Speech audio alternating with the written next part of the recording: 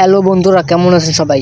বন্ধুরা, আজকে ভারতীয় ভিসা প্রত্যাশীদের জন্য অত্যন্ত খুব একটি বড় সুখবর নিয়ে চলে আসলাম।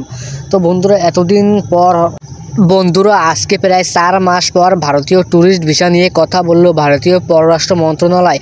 বন্ধুরা, আপনারা যারা খবর দেখেন তারা অবশ্যই জেনে থাকবেন যে গত 3 থেকে 4 দিন আগে বাংলাদেশের সেনাপ্রধান তিনি ভারতের সাথে সম্পর্ক উন্নয়ন নিয়ে একটি কথা বলেছিলেন। তিনি বলেছিলেন বাংলাদেশ এবং ভারতের দুই দেশের উন্নতির জন্য এই দুই দেশের সম্পর্ক আগের মতো এবং অনেক ঘনিষ্ঠ হওয়া প্রয়োজন। এবং তার এই বক্তব্যের পর থেকে কিন্তু ভারতের পররাষ্ট্র মন্ত্রণালয় বাংলাদেশিদের জন্য ট্যুরিস্ট ভিসা নিয়ে একটি পজিটিভ দিক তুলে ধরেন।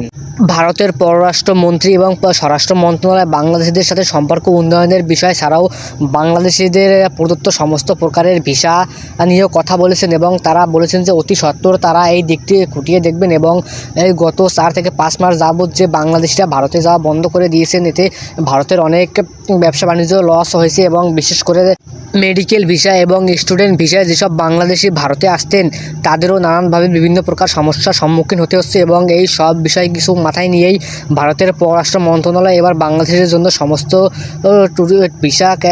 প্রকারের ভিসা খুলে দেওয়ার আশ্বাস দিয়েছেন। তিনি বলেন যে আমরা বাংলাদেশের অভ্যন্তরীণ বিষয়গুলো ভালোভাবে খতিয়ে দেখছি এবং আমরা সমস্ত জিনিসের উপর লক্ষ্য রাখছি। আমরা অতি শীঘ্রই বাংলাদেশি মানুষদের জন্য সমস্ত প্রকারের ভিসা খুলে দেব।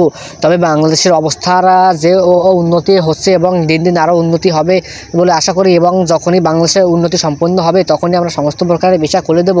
এবং এরই মধ্যে তিনি বাংলাদেশিদের দেওয়া মেডিকেল ভিসার স্লটের সংখ্যা অনেক পরিমাণ বাড়িয়েছেন।